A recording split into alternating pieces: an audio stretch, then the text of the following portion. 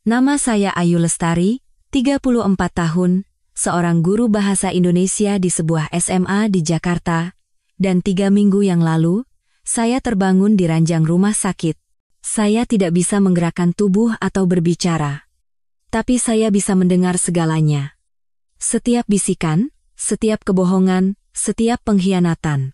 Dan segalanya berubah ketika saya, dalam tubuh saya yang sekarat, mendengar rencana yang disusun oleh suami saya, dan selingkuhannya. Ini adalah kisah saya, tolong, percayalah pada saya. Kisah ini layak Anda dengar sampai akhir. Baiklah, mari kita kembali ke awal.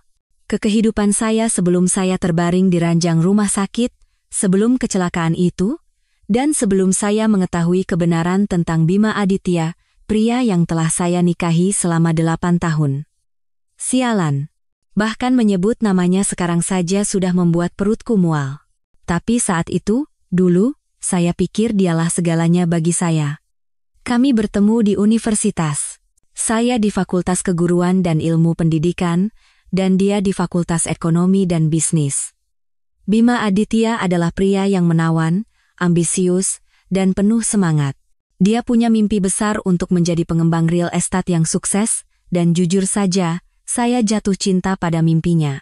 5 tahun setelah kami menikah, Bima membangun perusahaan properti komersialnya sendiri dari nol.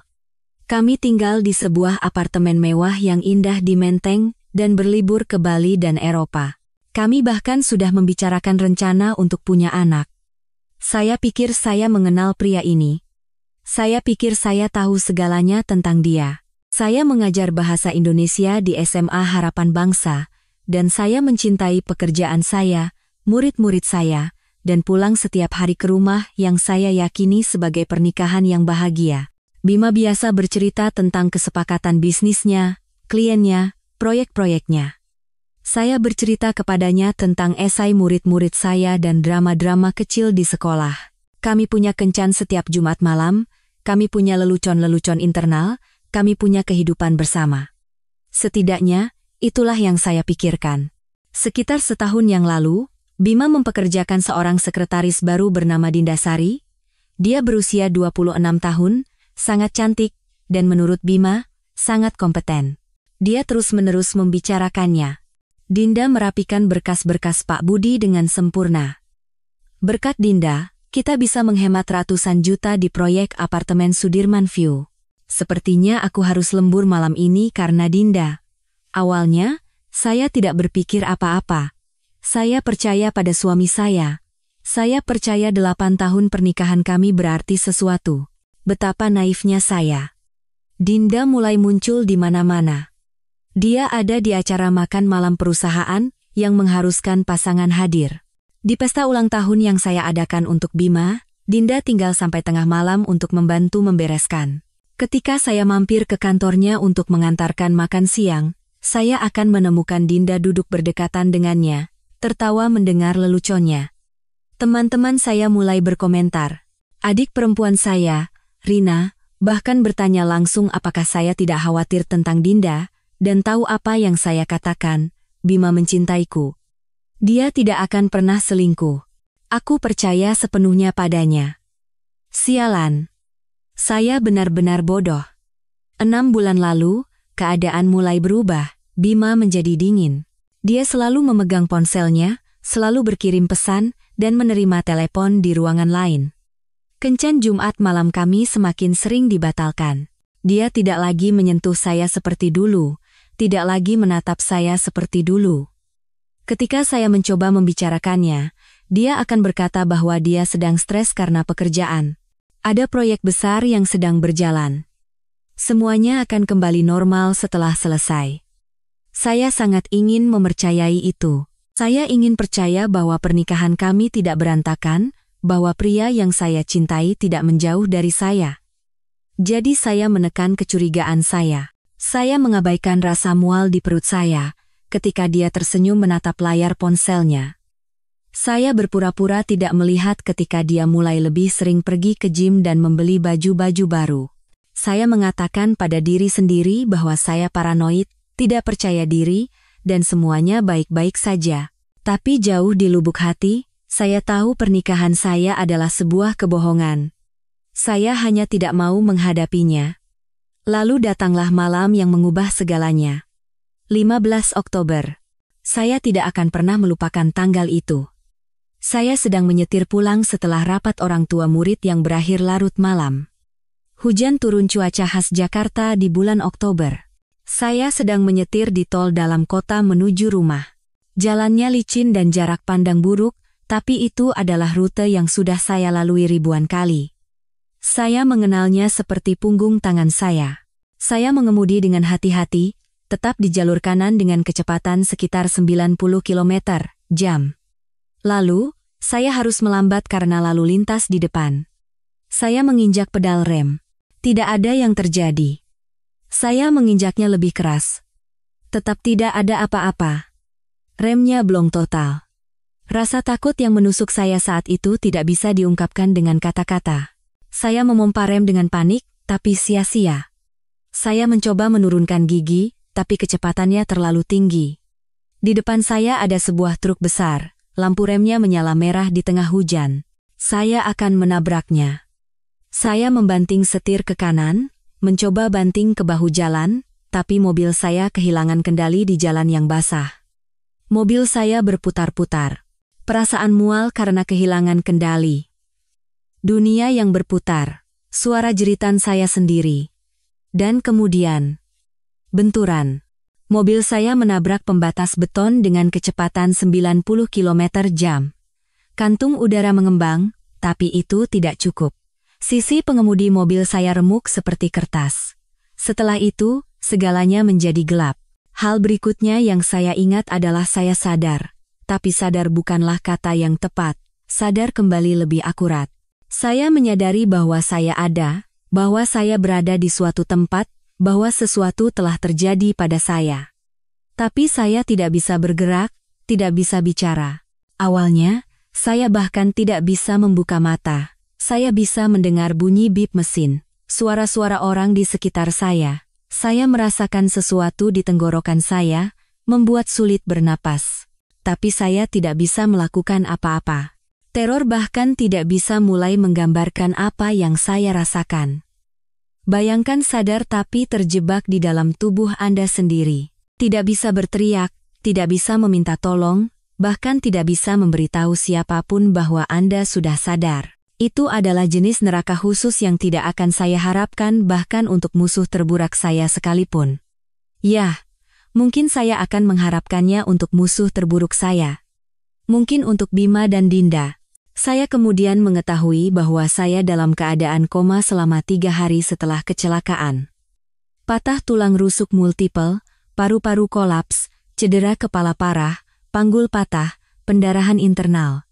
Para dokter harus melakukan operasi darurat untuk menyelamatkan hidup saya. Ketika saya akhirnya sadar kembali, saya berada dalam kondisi yang disebut sindrom terkunci atau locked-in syndrome. Ini adalah kelainan neurologis langka di mana kesadaran dan kemampuan kognitif Anda sepenuhnya utuh, tetapi Anda lumpuh total. Anda tidak bisa bergerak, tidak bisa bicara, kadang-kadang bahkan tidak bisa berkedip, tetapi pikiran Anda berfungsi sempurna. Anda mendengar, memahami, dan merasakan segalanya. Para dokter tidak tahu saya sadar. Mereka pikir saya dalam kondisi vegetatif. Mereka membicarakan saya seolah-olah saya tidak ada di sana. Berdiri tepat di samping tempat tidur saya, membahas prognosis saya dalam jargon medis. Aktivitas otak minimal. Kemungkinan sadar kembali rendah. Jikapun sadar, kemungkinan besar akan mengalami kerusakan otak yang parah. Kualitas hidup akan sangat terganggu. Dan Bima memainkan perannya sebagai suami yang berduka dengan sempurna. Selama beberapa hari pertama, dia tidak pernah meninggalkan sisi saya, setidaknya begitulah kata para perawat kemudian. Memegang tangan saya, berbicara kepada saya, menangis, mengatakan betapa dia mencintai saya, betapa dia tidak bisa kehilangan saya, bahwa saya harus berjuang untuk kembali kepadanya. Itu adalah pertunjukan yang luar biasa. Dia seharusnya memenangkan Piala Citra. Pada hari keempat, saya mendengar suaranya untuk pertama kalinya. Dinda. Di kamar rumah sakit saya, bersama suami saya. Bagaimana keadaannya? Tanya Dinda. Suaranya lembut dan penuh perhatian. Mungkin sedang memerankan karyawan yang khawatir. Tidak ada perubahan, kata Bima.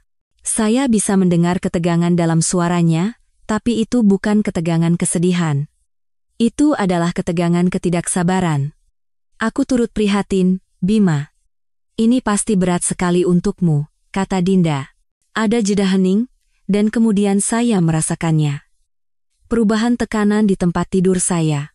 Seseorang duduk di samping saya. Dan suara Bima terdengar lebih dekat. Lebih dekat padanya.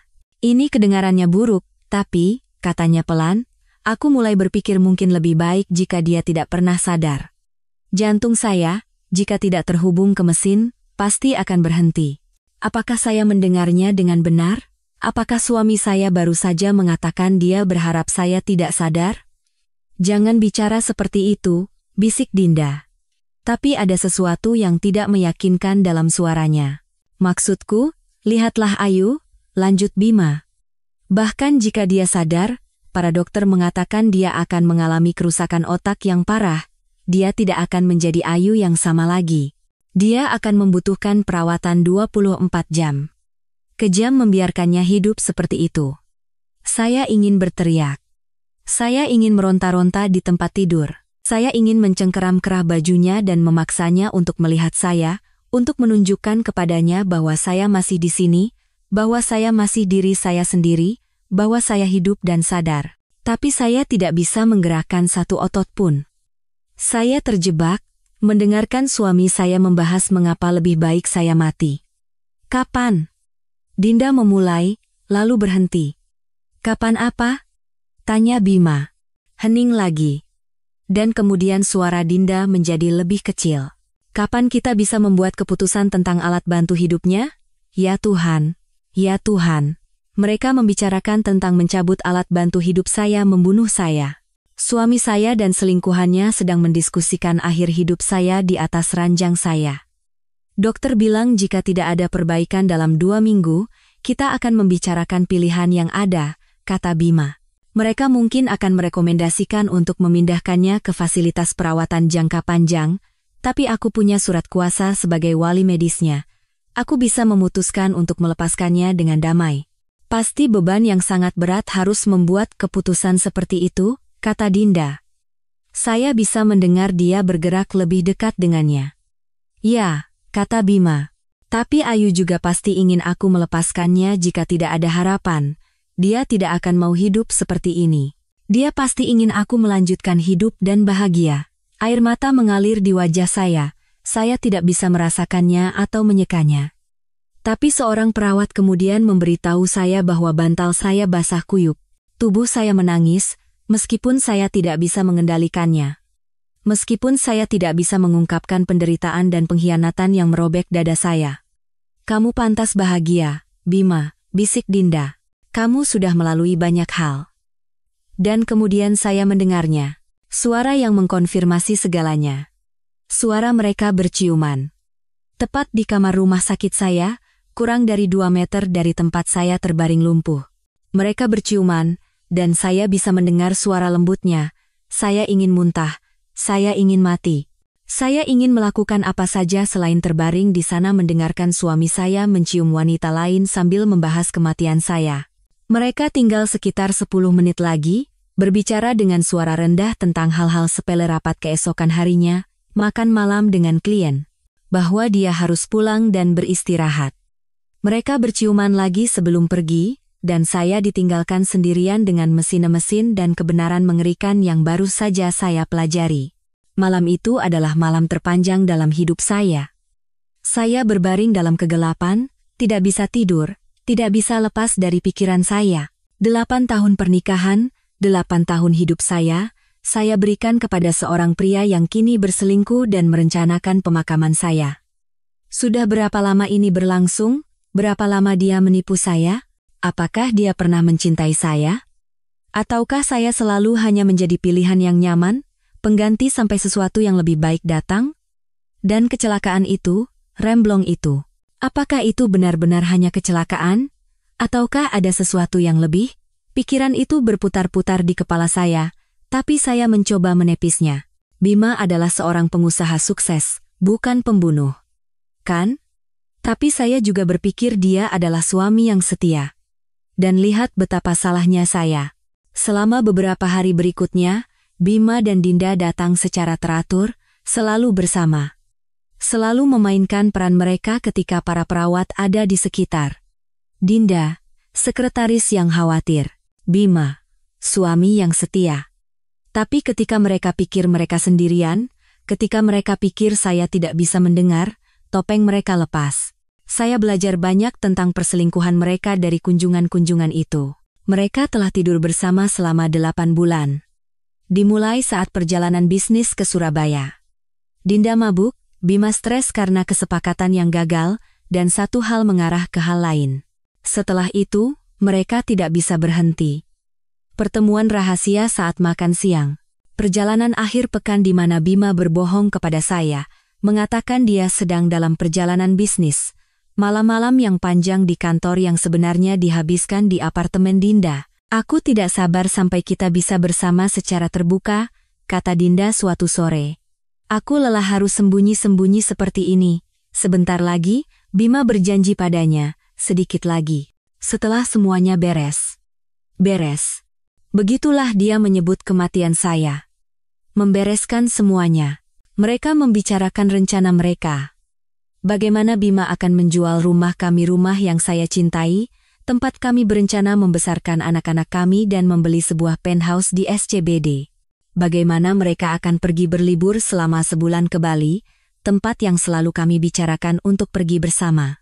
Dan bagaimana Dinda akhirnya akan mendapatkan semua perhiasan saya, perhiasan yang Bima berikan kepada saya selama bertahun-tahun untuk ulang tahun dan hari jadi. Apakah kamu membawa kalung itu? Tanya Dinda suatu hari, suaranya penuh harap. Ya, ada di saku jaketku, kata Bima. Saya mendengar suara gemerisik, coba pakai. Oh, Bima, ini indah sekali, desah Dinda. Berliannya terlihat jauh lebih besar daripada di foto yang kamu tunjukkan. Kalung itu, liontin berlian yang dia berikan kepada saya untuk ulang tahun pernikahan kelima kami. Dia menabung selama berbulan-bulan untuk membelinya, memesannya secara khusus, dan mengatakan itu adalah simbol cintanya yang abadi. Dan sekarang, dia memberikannya kepada selingkuhannya sementara saya terbaring lumpuh di ranjang rumah sakit. Kemarahan yang saya rasakan saat itu tidak seperti apapun yang pernah saya alami. Rasanya seperti asam yang membakar isi perut saya. Saya ingin membunuhnya. Saya ingin melihatnya menderita seperti dia membuat saya menderita. Tapi yang bisa saya lakukan hanyalah berbaring di sana dan menahannya. Menyerap setiap kata kejam, setiap pembantaian acuh tak acuh terhadap hidup kami, setiap rencana gembira yang mereka buat untuk masa depan, mereka masa depan yang akan dibangun di atas kuburan saya. Pada hari ke-8 setelah saya sadar, keadaan menjadi lebih buruk, jauh lebih buruk. Malam itu, Bima dan Dinda datang lebih lambat dari biasanya. Perawat baru saja memeriksa tanda-tanda vital saya dan pergi. Saya mendengar pintu ditutup dan langkah kaki mereka mendekati tempat tidur saya. Bagaimana pertemuan dengan pengacara? Tanya Dinda. Bagus, kata Bima. Sangat bagus. Sebenarnya, aku ingin membahas semuanya denganmu. Tentu saja, sayang, kata Dinda. Saya bisa mendengar dia duduk di kursi di sebelah tempat tidur saya. Ceritakan semuanya. Jadi, asuransi jiwanya sebesar 25 miliar rupiah, Bima memulai, suaranya terdengar biasa saja. Seolah-olah dia sedang membahas kesepakatan properti, bukan kematian saya. Itu akan cair tanpa masalah karena ini dianggap kematian akibat kecelakaan. 25 miliar. Saya bahkan tidak tahu dia mengambil polis sebesar itu untuk saya. Kapan dia melakukannya? Rumah ini bernilai sekitar 20 miliar rupiah dengan harga pasar saat ini, lanjut Bima. Itu atas nama kami berdua, tapi jika Ayu meninggal, semuanya jadi milikku. Tidak ada cicilan, jadi itu aset bersih. Ada sekitar 4 miliar rupiah di dana pensiun guru Ayu, dan ada asuransi jiwa kelompok dari sekolah sebesar 7 miliar rupiah lagi. Jadi, totalnya sekitar 56 miliar rupiah. Untuk kita. Kita. Dia bilang kita. Seolah-olah Dinda punya hak atas uang saya, atas asuransi jiwa yang seharusnya melindungi keluarga kami, atas rumah yang saya rawat selama bertahun-tahun, atas dana pensiun yang saya kumpulkan selama 15 tahun mengajar. Ya Tuhan, bisik Dinda. Bima, itu luar biasa. Benar, kata Bima, dan saya bisa mendengar senyum puas dalam suaranya. Kita akan mapan seumur hidup. Kita bisa membeli penthouse di SCBD yang kamu suka itu. Kita bisa bepergian kemanapun kita mau. Kamu bisa berhenti bekerja jika mau. Kita bisa memiliki semua yang kita impikan. Menurutmu kapan uang asuransi itu akan cair? Tanya Dinda. Pengacara bilang begitu Ayu dinyatakan meninggal, atau begitu aku membuat keputusan untuk menghentikan alat bantu hidupnya, prosesnya akan memakan waktu sekitar 30 hari, jelas Bima. Menjual rumah akan memakan waktu lebih lama, tapi kita bisa langsung memasarkannya. Mungkin akan lebih cepat terjual jika aku memainkan peran duda yang berduka yang butuh awal yang baru. Mereka berdua tertawa mendengarnya. Tertawa mendengar gagasan Bima memainkan peran duda yang berduka agar bisa menjual rumah kami lebih cepat. Rumah tempat kami merayakan pagi Natal bersama, mengadakan pesta makan malam dengan teman-teman. Rumah tempat saya merawat taman setiap musim semi. Rumah tempat saya bermimpi suatu hari nanti akan membawa pulang bayi kami dari rumah sakit. Aku sudah melihat-lihat penthouse, kata Dinda. Penthouse mewah dengan jendela dari lantai ke langit-langit dan teras di atap. 2 kamar tidur, 3 kamar mandi. Harganya 40 miliar, tapi kita pasti bisa membelinya dengan uang asuransi. Kirimkan aku tautannya, kata Bima. Kita lihat minggu depan. Minggu depan, saya masih hidup, terbaring di sini, mendengarkan mereka, dan mereka merencanakan hidup mereka sementara saya masih bernapas. Bagaimana dengan pemakamannya? Tanya Dinda. Sudah kamu pikirkan? Sebenarnya, pengacara membantuku merencanakannya, kata Bima. Akan dibuat sederhana dan privat. Hanya keluarga dan teman dekat. Di rumah duka dengan taman yang indah di daerah Jakarta Selatan. Dikubur atau dikremasi? Tanya Dinda. Kremasi? Jawab Bima seketika. Lahan makam mahal, dan jujur saja, aku tidak mau ada tempat yang harus kukunjungi dan berpura-pura sedih. Selain itu, keluarga tidak bisa membuat tuntutan besar atas guci abu. Keluarga saya. Ya Tuhan. Keluarga saya. Orang tua saya. Yang mencintai Bima seperti anak mereka sendiri. Adik perempuan saya, yang menjadi temannya sebelum menjadi teman saya. Bagaimana ini akan menghancurkan mereka? Bagaimana mereka akan mengatasi kehilangan saya dan, pada saat yang sama, mengetahui kebenaran tentang Bima? Itu masuk akal, Dinda setuju. Bagaimana dengan barang-barang Ayu? Pakaiannya, perhiasannya? Pakaiannya sebagian besar akan kusumbangkan, kata Bima. Perhiasannya akan kusimpan untukmu. Perabotannya, mungkin akan kujual bersama rumah, atau kita simpan beberapa untuk tempat baru kita.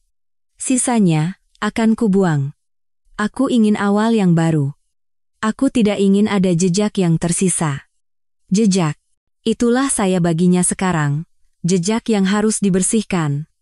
Bukan istrinya, bukan wanita yang dia bersumpah untuk cintai dan hargai, tetapi jejak yang tidak nyaman dari kehidupannya yang ingin dia hapus. Aku sangat mencintaimu, kata Dinda lembut. Aku tahu ini berat, tapi kita akan sangat bahagia bersama. Aku juga mencintaimu, jawab Bima.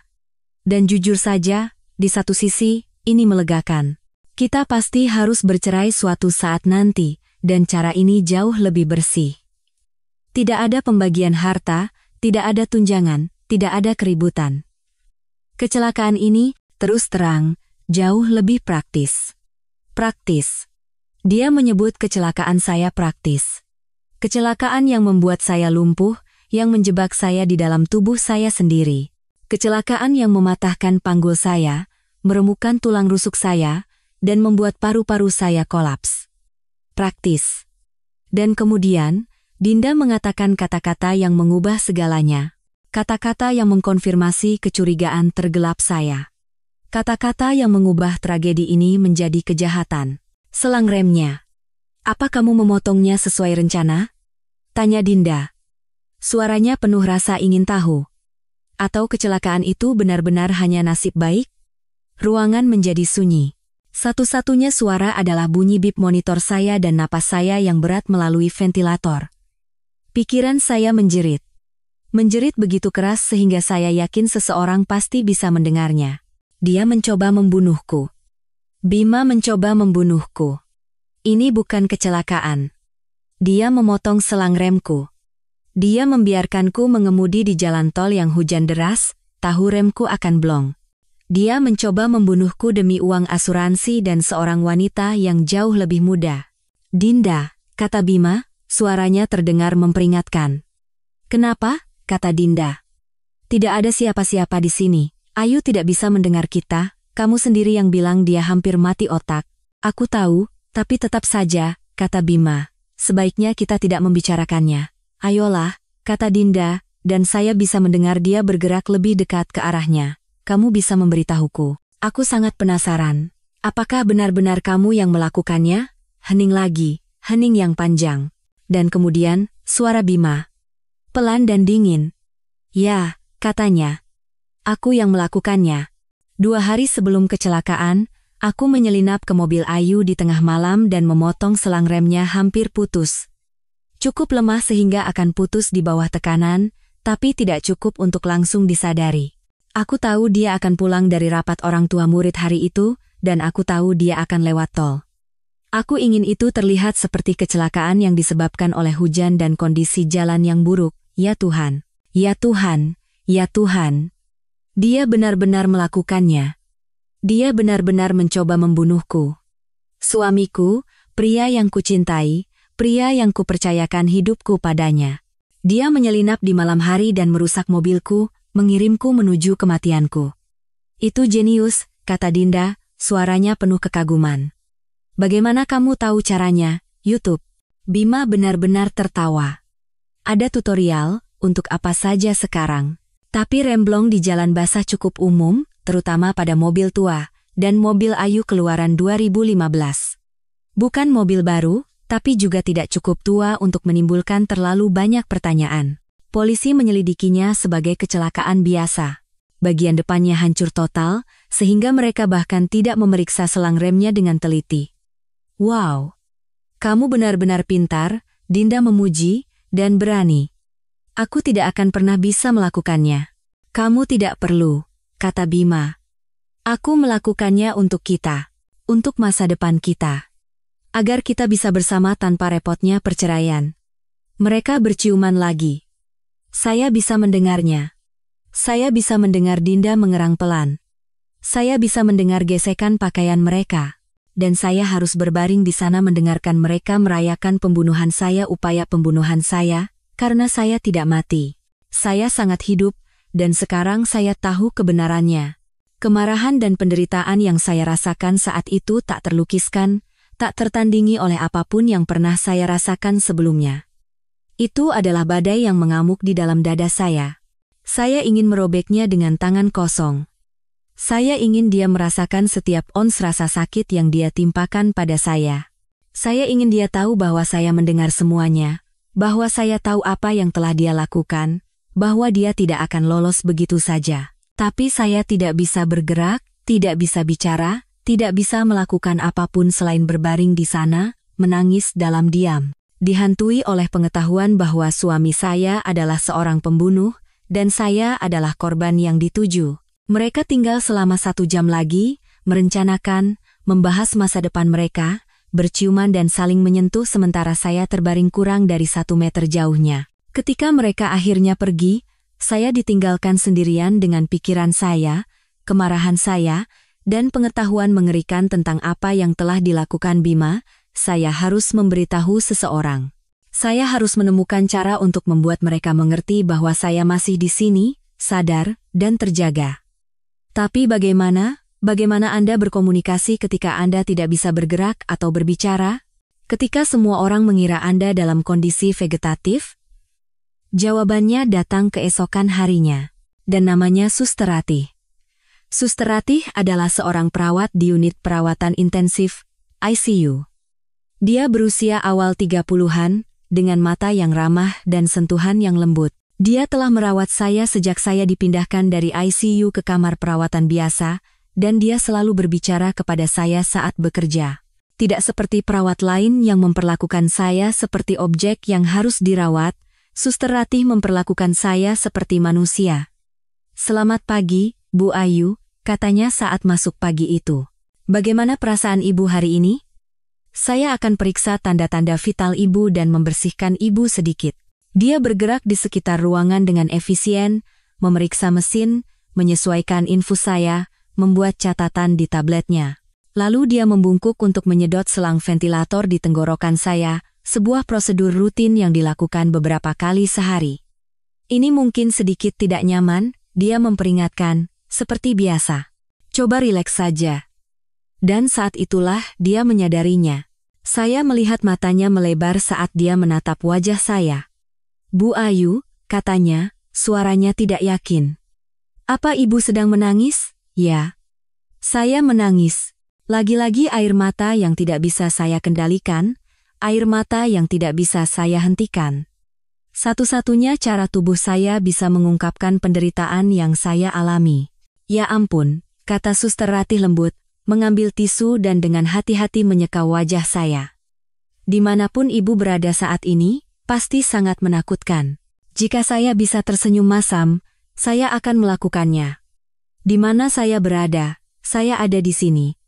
Tepat di neraka ini, mendengar segalanya, merasakan segalanya, tidak bisa melakukan apa-apa." Suster Ratih selesai menyeka wajah saya dan kembali bekerja, tapi saya bisa melihatnya sesekali melirik saya. Dengan ekspresi termenung. Dia sedang memikirkan sesuatu. Sore harinya, dia kembali. Selama putaran rutinnya, dia melakukan pemeriksaannya seperti biasa, dan kemudian dia melakukan sesuatu yang berbeda. Dia menarik kursi ke samping tempat tidur saya, duduk, dan menatap lurus ke wajah saya. "Bu Ayu," katanya pelan. "Saya mau bertanya sesuatu, dan ini mungkin terdengar gila. Tapi, apa Ibu bisa mendengar saya? Jika Ibu bisa mengerti apa yang saya katakan, coba berkedip sekali, bisakah Ibu melakukannya?" "Bisakah saya berkedip? Saya belum pernah mencobanya. Selama lebih dari seminggu, saya telah terperangkap dalam tubuh ini, lumpuh, tidak bisa bergerak, tapi mungkin saya bisa mengendalikan kelopak mata saya. Mungkin satu otot kecil itu masih berfungsi." Saya memusatkan seluruh perhatian saya pada kelopak mata kanan saya. Semua konsentrasi saya, semua kekuatan yang tersisa. "Berkedip, berkedip, tolong berkedip." Dan kemudian saya merasakannya. Gerakan yang sangat kecil. Kelopak mata saya bergetar sedikit. "Ya Tuhan," bisik Suster Ratih. Tangannya menutupi mulutnya. "Ya Tuhan." "Bu Ayu, Ibu bisa mendengar saya, kan? Coba lagi.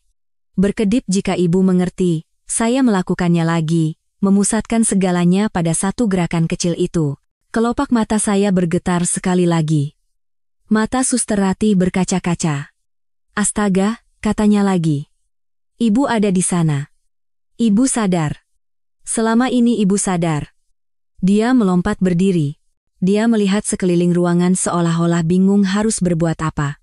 "Saya harus panggil dokter. Saya harus memberitahu mereka." "Tidak, tidak. Jangan beritahu mereka dulu. Belum. Selama Bima masih menjadi wali medis saya.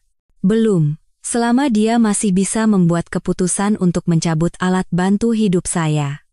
Saya harus memberitahu Suster Ratih kebenarannya terlebih dahulu. Dia harus tahu apa yang telah dilakukan Bima. Tapi bagaimana saya bisa menyampaikannya? Bagaimana saya bisa mengatakannya hanya dengan berkedip, seolah-olah membaca kepanikan di mata saya?" Suster Ratih duduk kembali. "Tunggu," katanya. "Apa Ibu takut?" Berkedip sekali untuk ya, 2 kali untuk tidak. Saya berkedip sekali. Ya Tuhan, ya. Saya sangat takut."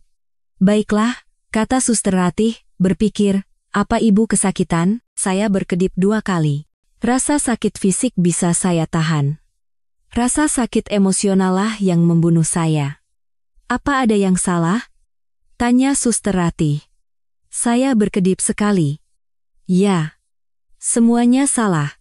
Suster Ratih menggigit bibirnya, jelas mencoba mencari cara untuk membantu saya. Saya akan ambil papan huruf, katanya.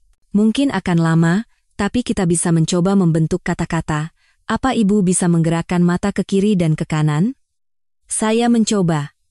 Memusatkan segalanya, saya menggerakkan mata saya ke kiri. Gerakan yang sangat kecil. Dan ke kanan. Gerakan kecil lainnya. Oke. Kata Suster Ratih sambil berdiri.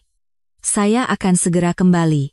Jangan khawatir, Bu Ayu, kita akan selesaikan ini. Dia meninggalkan ruangan, dan saya ditinggalkan sendirian dengan secercah harapan kecil untuk pertama kalinya sejak saya sadar. Suster Ratih tahu. Dia akan membantu saya. Mungkin saja, saya bisa memberitahu seseorang kebenaran tentang Bima. Suster Ratih kembali 20 menit kemudian dengan selembar kertas cetak. Alfabet, disusun dalam kisi-kisi, dikelompokkan berdasarkan frekuensi penggunaan. Dia memegangnya di tempat yang bisa saya lihat. Baiklah, katanya. Ini akan lambat, tapi akan berhasil. Saya akan menunjuk ke setiap kelompok. Berkedip ketika saya menunjuk kelompok dengan huruf yang ibu inginkan. Lalu kita akan persempit. Siap. Kami memulai proses yang melelahkan.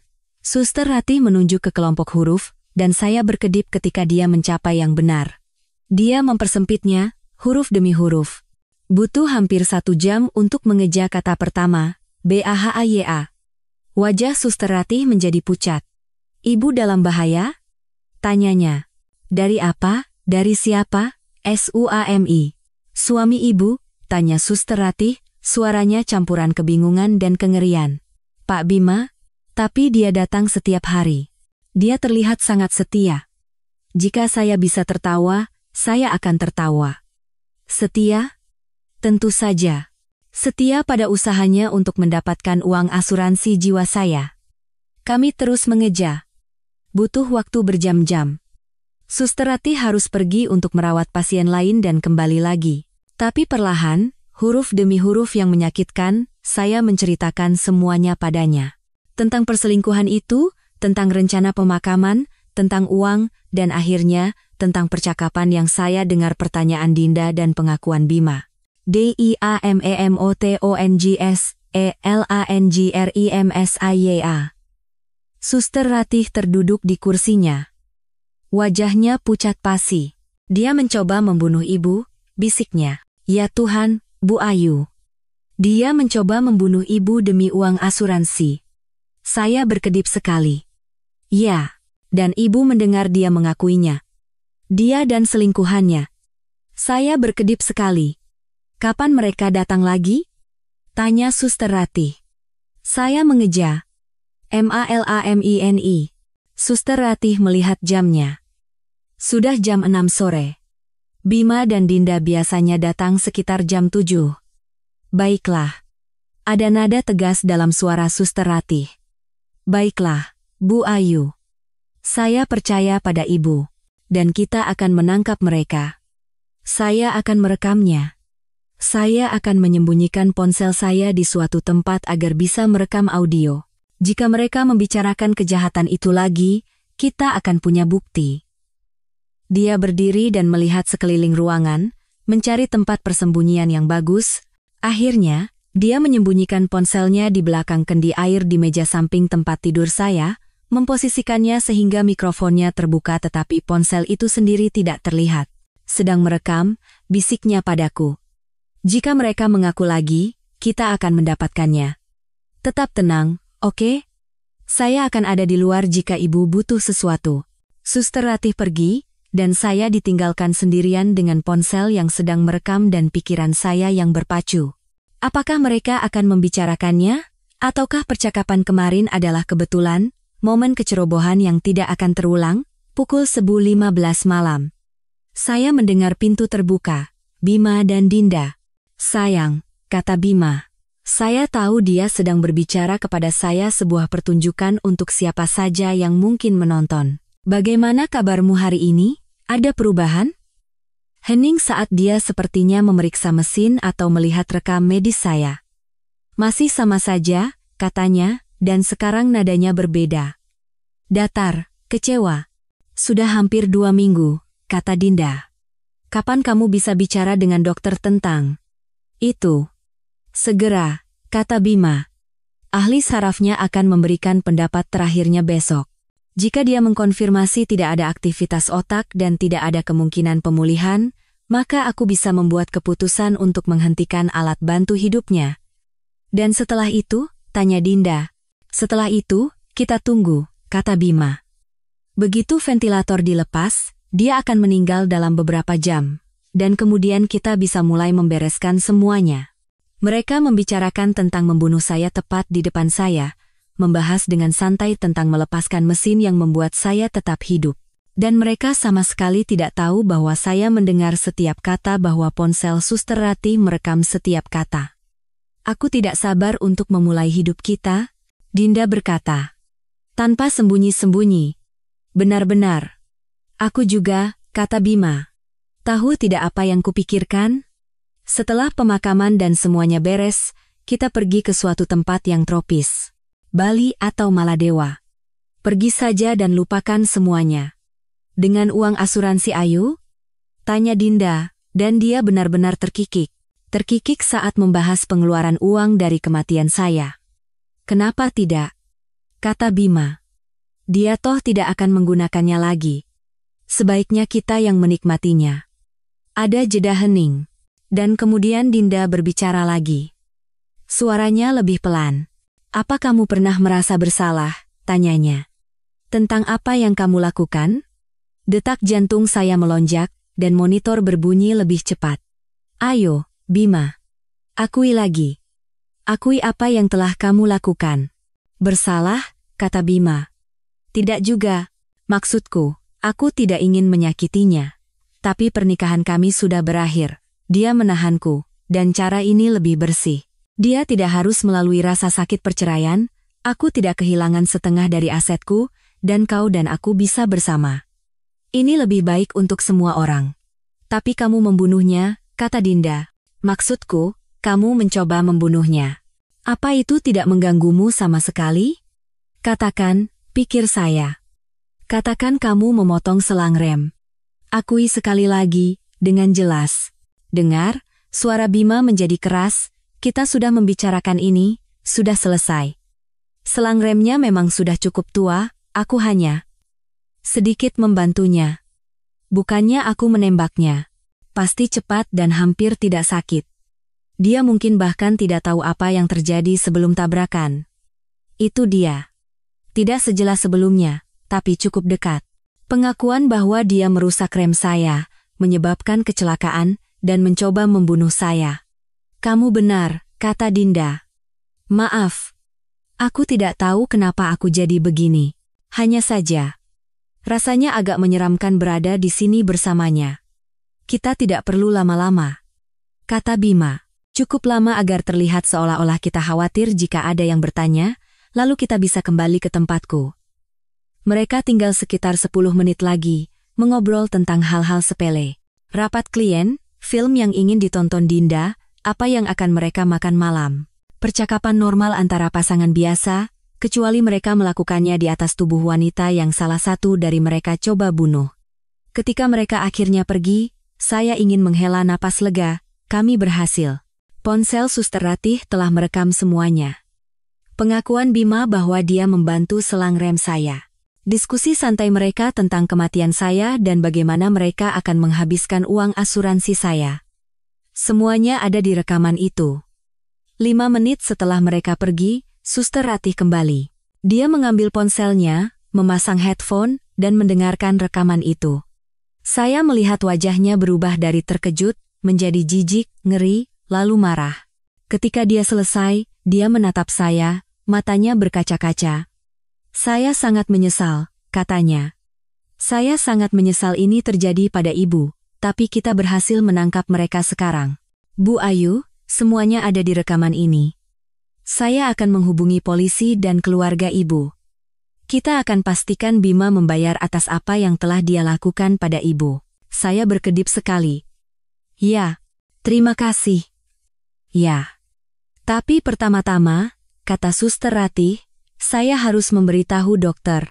Ibu menderita sindrom terkunci. Ibu sepenuhnya sadar, otak ibu baik-baik saja, ibu hanya tidak bisa bergerak, mereka harus segera tahu ini. Ini mengubah segalanya tentang perawatan dan prognosis ibu.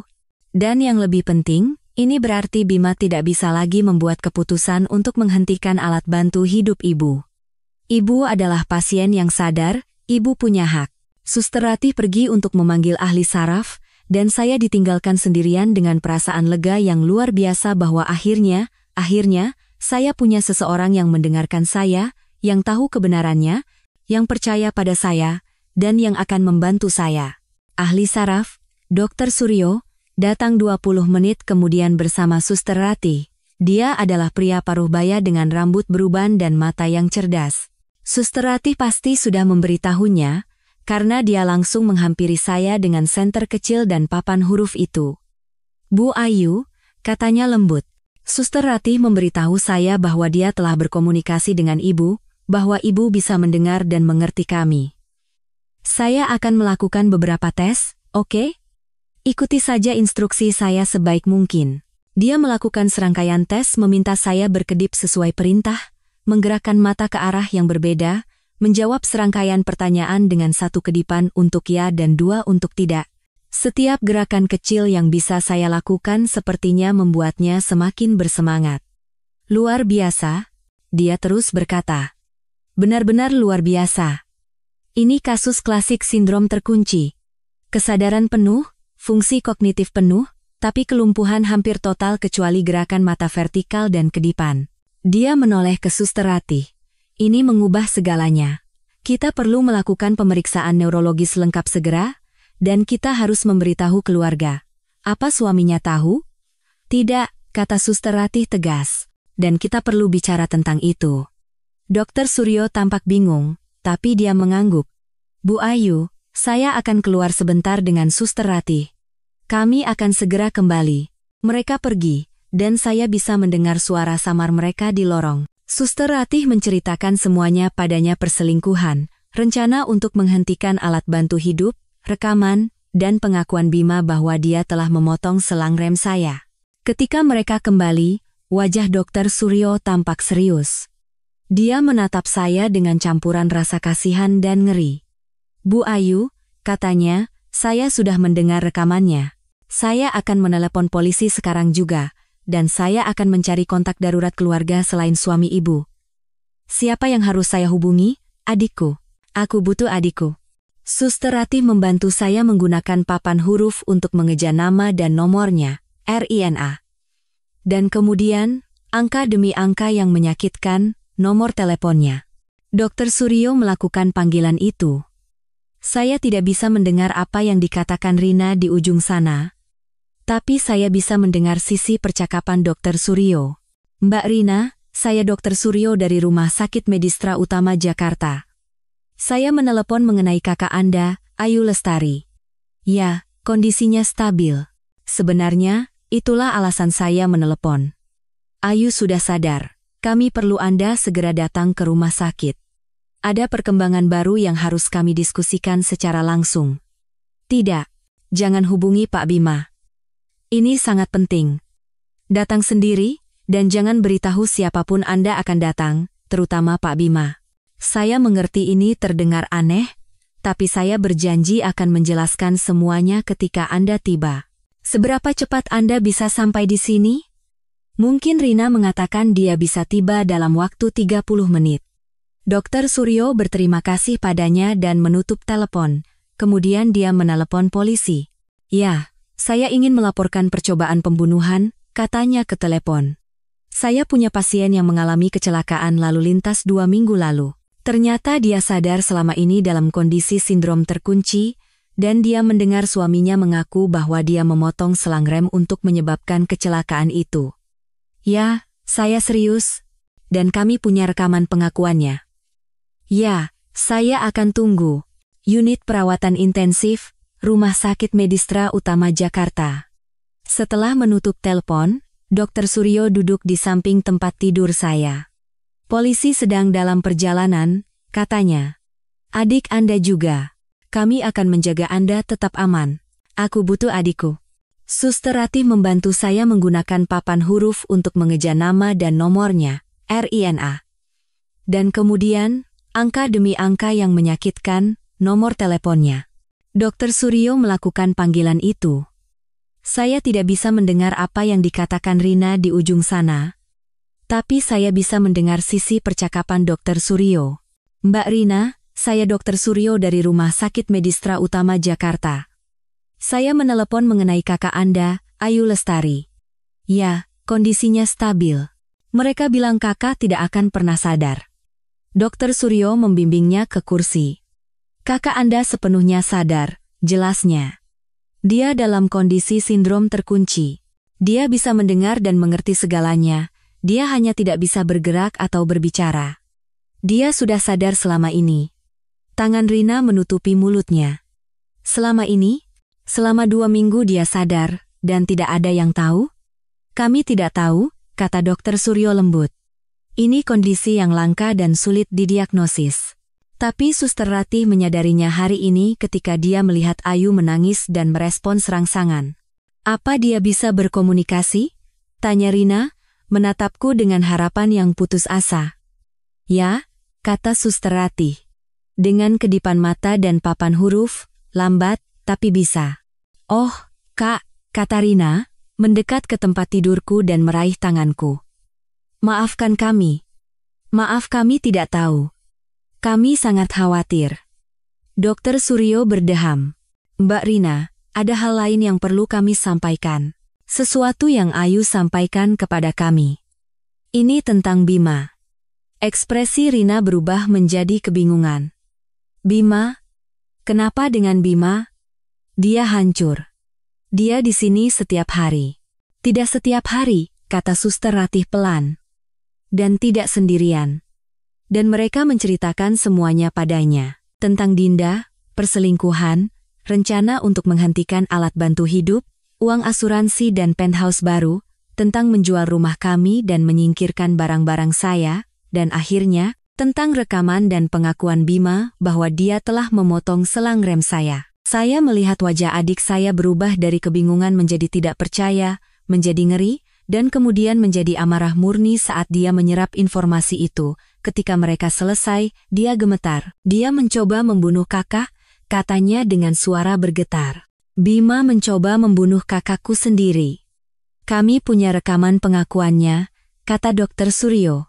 Polisi sedang dalam perjalanan. Rina menatapku, air mata mengalir di wajahnya. Apa ini benar? Tanyanya. Apa dia benar-benar melakukan ini padamu? Saya berkedip sekali. Ya. Ya Tuhan, kata Rina, menutupi wajahnya dengan tangannya. Ya Tuhan. Kak, maafkan aku. Aku menyukainya. Aku mempercayainya. Aku tidak pernah curiga. Aku tidak tahu. 10 menit kemudian, 2 detektif tiba. Inspektur Budi dan Inspektur Iwan. Keduanya berusia 40-an, tampak berpengalaman dan serius. Suster Ratih memutarkan rekaman itu untuk mereka, dan mereka mendengarkan dengan ekspresi yang semakin mengeras. Ini bukti emas, kata Inspektur Budi ketika rekaman itu selesai. Motif, kesempatan, pengakuan. Semuanya ada di sini. Tapi kita perlu mengkonfirmasi bahwa selang rem itu memang dipotong. Mobilnya hancur total akibat kecelakaan itu, kata Dr. Suryo. Apakah masih ada cara untuk memeriksanya? Jika belum dibesituakan, tim forensik kami bisa memeriksanya, kata Inspektur Iwan. Bahkan dengan kerusakan akibat benturan, potongan yang disengaja dapat dibedakan dari keausan normal atau kerusakan akibat benturan. Polanya berbeda. Bagaimana dengan Bima? Tanya Rina. Apakah dia akan ditangkap? Kita harus strategis, kata Inspektur Budi. Jika kita menangkapnya sekarang, pengacaranya akan berargumen bahwa rekaman itu tidak dapat diterima atau bahwa dia hanya membual di depan pacarnya. Kita butuh bukti fisik dari mobil itu. Dan jujur saja, akan lebih baik jika kita bisa membuatnya mengaku lagi di depan kita. Bagaimana? Tanya Suster Ratih. Inspektur Iwan tersenyum sinis. Kita jebak dia. Biarkan Bima berpikir semuanya berjalan sesuai rencana. Biarkan dia berpikir Ayu masih tidak merespons. Ketika dia datang besok untuk bertemu dengan Dr. Suryo untuk membahas penghentian alat bantu hidup, kita akan menempatkan petugas yang menyamar di ruangan dan mencoba membuatnya mengakui apa yang telah dia lakukan. Apa itu aman? Tanya Rina, menatapku dengan cemas. Bagaimana jika dia mencoba sesuatu? Akan ada beberapa petugas polisi di sini, Inspektur Budi meyakinkannya, kakak Anda akan benar-benar aman. Dan dengan cara ini, kita bisa memastikan dia di penjara untuk waktu yang sangat lama. Mereka menyusun detailnya. Dr. Suryo akan menelepon Bima di pagi hari dan mengatakan sudah waktunya untuk membahas prognosis Ayu dan pilihan-pilihannya. Bima akan datang dengan harapan menandatangani surat-surat untuk menghentikan alat bantu hidup, tetapi sebaliknya, dia akan masuk ke dalam jebakan. Bu Ayu, kata Inspektur Iwan, berdiri di samping tempat tidur saya. Saya tahu ini menakutkan, tapi bisakah Anda bertahan 1 hari lagi? Besok, ketika Bima datang, bisakah Anda terus berpura-pura tidak merespons? Kita perlu membuatnya merasa percaya diri, merasa aman. Saat itulah orang menjadi ceroboh dan mengaku. Saya berkedip sekali. Ya, saya bisa melakukan itu, saya bisa membiarkannya berpikir dia berhasil membunuh saya selama 1 hari lagi jika itu berarti dia akan menghabiskan sisa hidupnya di penjara. Anda sangat berani, kata Inspektur Iwan. Kami akan mendapatkan keadilan untuk Anda. Saya janji. Malam itu, Rina tinggal bersama saya. Para perawat membawakannya kursi malas sehingga dia bisa tidur di kamar saya. Dia memegang tangan saya dan berbicara kepada saya selama berjam-jam. Dia menceritakan semua yang terjadi dalam 2 minggu sejak kecelakaan, betapa khawatirnya semua orang, tentang acara doa yang diadakan di sekolah saya, dan tentang orang tua kami, yang sedang dalam pelayaran ke Alaska dan bahkan belum tahu tentang kecelakaan itu. Rina tidak ingin membuat mereka khawatir sampai ada kabar pasti. Aku akan menelepon mereka besok, kata Rina. Setelah Bima ditangkap, aku tidak bisa memberitahu mereka semuanya lewat telepon. Mereka harus ada di sini. Mereka juga menyayangi Bima. Ini akan menghancurkan mereka. Ini akan menghancurkan banyak orang. Orang tua kami, teman-teman saya, rekan kerja saya di sekolah, semua orang yang mengira Bima adalah suami yang hebat dan setia. Semua orang yang telah menghiburnya dan merasa kasihan atas kehilangannya, mereka semua akan mengetahui kebenarannya. Tapi saat ini, saya tidak peduli dengan perasaan mereka. Saya peduli tentang keadilan, tentang Bima membayar atas apa yang telah dia lakukan pada saya, atas 2 minggu neraka yang dia lewati saat dia merencanakan pemakaman saya sementara saya terbaring lumpuh, atas usahanya untuk membunuh saya, atas pengkhianatannya terhadap pernikahan 8 tahun kami demi uang dan wanita yang lebih muda. Kemarahan masih membara di dalam diri saya dan mungkin akan selalu begitu. Tapi sekarang kemarahan itu memiliki tujuan. Sekarang ia memiliki arah. Bima akan masuk penjara, dan saya akan memastikannya. Pukul 9 pagi keesokan harinya, Dr. Suryo menelepon Bima. Saya tidak bisa mendengar percakapannya, tapi saya bisa mendengar sisi Dr. Suryo. Pak Bima, ini Dr. Suryo. Ya, saya perlu Anda datang ke rumah sakit sore ini, sekitar jam 2. Sudah waktunya kita melakukan diskusi serius tentang prognosis Ayu dan pilihan-pilihan ke depannya. Ya, sayangnya, tidak ada perubahan. Saya akan jelaskan semuanya saat Anda tiba. Tolong datang sendiri. Ini akan menjadi keputusan sulit yang perlu kita diskusikan. Bima pasti setuju, karena Dr. Suryo berterima kasih padanya dan menutup telepon. Dia menatap saya dan Rina. Dia akan datang jam 2, katanya. Polisi akan berada di sini jam 1:30 untuk bersiap-siap. Jam-jam berikutnya terasa merangkak. Rina memegang tangan saya. Suster Ratih keluar masuk, memeriksa saya, memberiku kata-kata penyemangat. Para detektif tiba tepat waktu pukul 1:30, bersama dengan 2 petugas berseragam yang akan menunggu di luar ruangan. Inspektur Budi dan Inspektur Iwan mengambil posisi di dekat pintu, di luar pandangan langsung Bima saat dia masuk, tetapi bisa mengamati situasinya. Mereka memasang alat perekam kecil di saku jas Dr. Suryo dan di seragam Suster Ratih, tidak ada yang dibiarkan kebetulan. Setiap kata yang diucapkan Bima akan direkam dari berbagai sumber. Pukul 1:55, Rina mencium keningku. Kakak pasti bisa, bisiknya.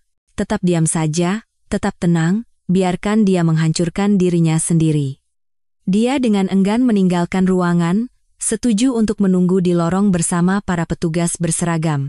Ketika Bima tiba, hanya ada saya, Dr. Suryo, Suster Ratih, dan 2 detektif yang bersembunyi di dekat pintu di dalam ruangan.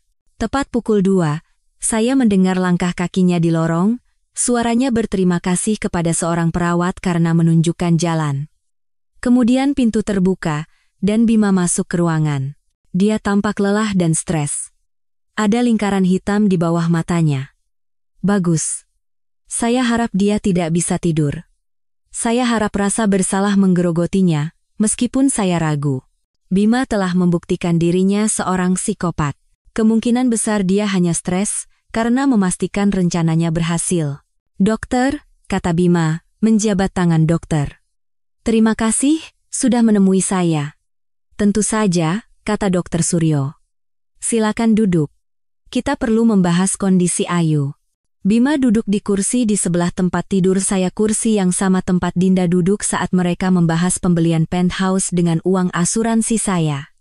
Dia menatap saya dengan ekspresi yang dia pikir adalah kesedihan. Bagaimana keadaannya? Tanyanya. Tidak ada perubahan, kata Dr. Suryo. Kami telah melakukan tes neurologis ekstensif. Hasil pindaian menunjukkan aktivitas otak yang minimal. Dia tidak merespons rangsangan. Menurut pendapat profesional saya, dia dalam kondisi vegetatif persisten, tanpa kemungkinan pemulihan. Saya ingin berteriak pada kebohongan itu. Saya ingin membuka mata saya dan menunjukkan kepada Bima bahwa saya sangat sadar, sangat hidup, dan akan segera menghancurkannya. Tapi saya tetap diam, menjaga napas saya tetap teratur, berpura-pura menjadi mayat yang dia inginkan. Saya mengerti, kata Bima pelan. Jadi, apa pilihan saya? Anda memiliki surat kuasa sebagai wali medisnya, kata Dr. Suryo. Itu berarti Anda bisa membuat keputusan untuk melanjutkan atau menghentikan alat bantu hidup. Jika kita melepaskan ventilator, Ayu akan meninggal dalam beberapa jam, akan damai. Dia tidak akan merasakan apa-apa. Menurut Anda, apakah itu keputusan yang tepat? Tanya Bima.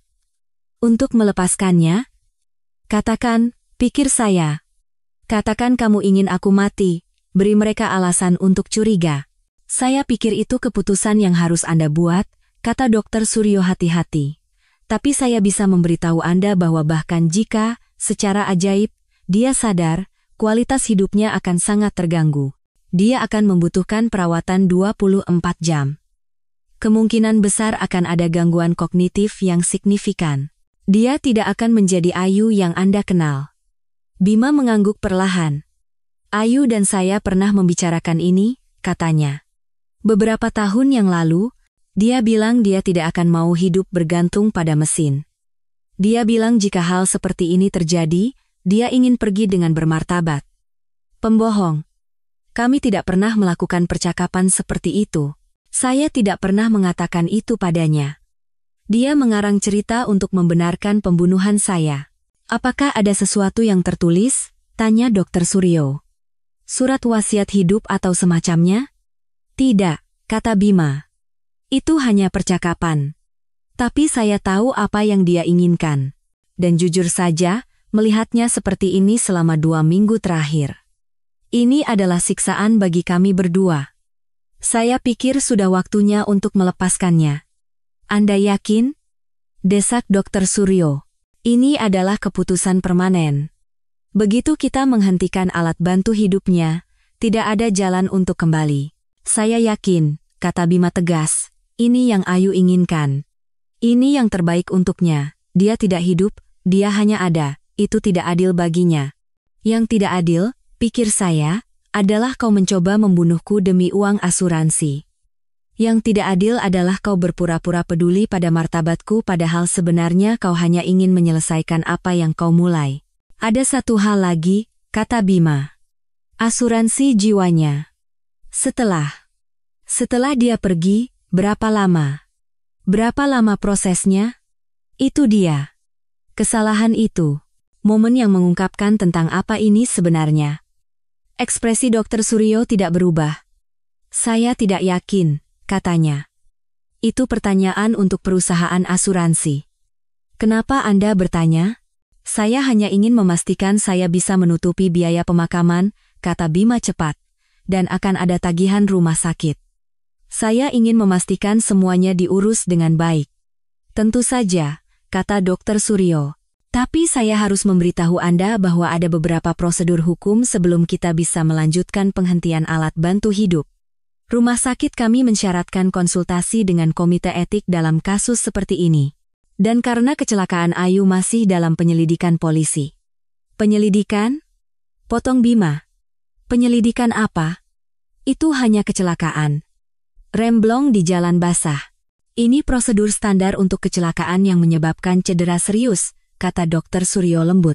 Mereka ingin mengesampingkan adanya cacat kendaraan yang bisa membahayakan pengemudi lain. Saya yakin mereka sedang memeriksa sistem rem mobilnya. Saya bisa melihat wajah Bima menjadi pucat. Memeriksa remnya? Ya, kata Dr. Suryo. Hanya prosedur rutin. Jika tidak ada yang salah yang bisa menyebabkan kerusakan, tidak ada yang perlu dikhawatirkan. Ini adalah momen kebenaran. Akankah Bima panik? Akankah dia mengatakan sesuatu yang memberatkannya? Tidak, kata Bima, tapi suaranya tegang. Tidak ada yang salah. Hanya sudah tua dan usang. Benarkah? Tanya Dr. Suryo. Maaf, saya kira mobil Ayu keluaran 2015. Itu tidak terlalu tua untuk mengalami remblong, kan? Itu mobil bekas, kata Bima cepat. Siapa yang tahu kondisinya? Dengar. Apa hubungannya ini dengan menghentikan alat bantu hidup? Tidak banyak, kata Dr. Suryo. Saya hanya mencoba memahami kecelakaan itu. Pasti mengerikan. Menerima telepon itu, mengetahui istri Anda mengalami kecelakaan yang begitu mengerikan. Ya, kata Bima. Itu adalah hari terburuk dalam hidup saya. Pasti mengerikan ketika rencana pembunuhanmu hanya setengah berhasil, meninggalkan kemungkinan aku bisa mengidentifikasimu. Inspektur Budi melangkah maju dari posisinya di dekat pintu. Sebenarnya, Pak Bima, kami ingin mendengar lebih banyak tentang itu. Bima terlonjak, berbalik, dan melihat detektif itu untuk pertama kalinya. Anda siapa? Inspektur Budi, Polda Metro Jaya, katanya, menunjukkan lencananya. Kami sedang menyelidiki kecelakaan istri Anda. Apa Anda punya waktu untuk menjawab beberapa pertanyaan? Saya sudah bicara dengan polisi, kata Bima. Tepat setelah kecelakaan. Kami tahu, kata Inspektur Budi. Tapi ada informasi baru yang terungkap. Misalnya, apakah Anda tahu bahwa kerusakan selang rem sangat jarang terjadi pada mobil keluaran 2015? Terutama yang dirawat secara teratur. Dan mobil Ayu dirawat secara teratur, bukan? Dia membawanya untuk ganti oli setiap beberapa bulan. Ya, saya rasa begitu. Bima tergagap. Anda rasa begitu? Desak Inspektur Budi. Anda tidak ingat? Karena catatan servis dari bengkelnya menunjukkan bahwa dia baru saja melakukan servis 3 minggu sebelum kecelakaan. Semuanya, termasuk remnya, dinyatakan dalam kondisi prima. Bima berdiri. Saya tidak tahu apa yang Anda bicarakan, tapi saya tidak perlu menjawab pertanyaan ini. Jika Anda ingin berbicara dengan saya, hubungi pengacara saya. Benar, kata Inspektur Budi. Tapi saya pikir Anda akan tertarik untuk membantu kami mencari tahu apa yang terjadi pada istri Anda. Kecuali jika Anda sudah tahu apa yang terjadi. Tentu saja tidak, suara Bima meninggi. Remnya blong. Itu saja. Itu kecelakaan. Benarkah? Kata Inspektur Iwan, kini melangkah maju. Kami memeriksa mobilnya kemarin, dan tim forensik kami menemukan sesuatu yang menarik, selang remnya tidak hanya aus. Selang itu dipotong dengan sengaja. Dipotong sebagian sehingga akan putus di bawah tekanan. Seseorang merusak mobil istri Anda, Pak Bima. Seseorang mencoba membunuhnya. Wajah Bima berubah dari pucat menjadi abu-abu. Itu tidak mungkin. Siapa yang mau menyakiti Ayu? Dia seorang guru. Semua orang menyukainya. Itulah yang sedang kami coba cari tahu, kata Inspektur Budi. Siapa yang punya akses ke mobilnya? Siapa yang tahu jadwalnya? Siapa yang akan mendapat keuntungan dari kematiannya? Saya tidak tahu, kata Bima, tapi sekarang dia berkeringat. Saya bisa melihat butiran keringat di dahinya. Oh ya? Kata Inspektur Iwan. Saya bisa memikirkan satu orang. Seseorang yang punya akses ke mobilnya setiap malam. Seseorang yang tahu dia akan mengemudi di jalan tol malam itu. Seseorang yang akan mendapatkan miliaran rupiah dari asuransi jika dia meninggal. Anda pikir saya yang melakukannya? Suara Bima terdengar tidak percaya. Anda pikir saya mencoba membunuh istri saya sendiri? Itu gila. Saya mencintai Ayu. Saya di sini setiap hari, berdoa agar dia sadar. Benarkah?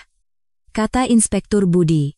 Karena kami punya saksi yang mengatakan Anda menghabiskan sebagian besar waktu Anda di sini bersama sekretaris Anda, Dinda Sari, dan bahwa Anda berdua tampak sangat akrab. Rahang Bima mengeras. Dinda adalah rekan kerja dan teman. Dia mendukung saya melalui masa sulit ini. Hanya itu? Tanya Inspektur Iwan.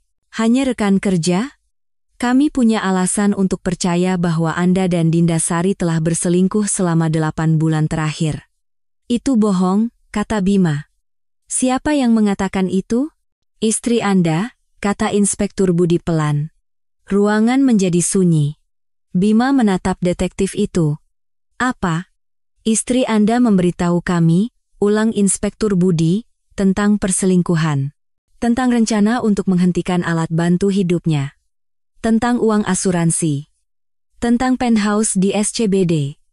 Tentang perjalanan ke Bali. Dia memberitahu kami semuanya, Pak Bima. Tidak mungkin, Bima berkata, tapi sekarang suaranya bergetar. Dia tidak bisa bicara. Dia mati otak. Kalian sendiri yang bilang begitu.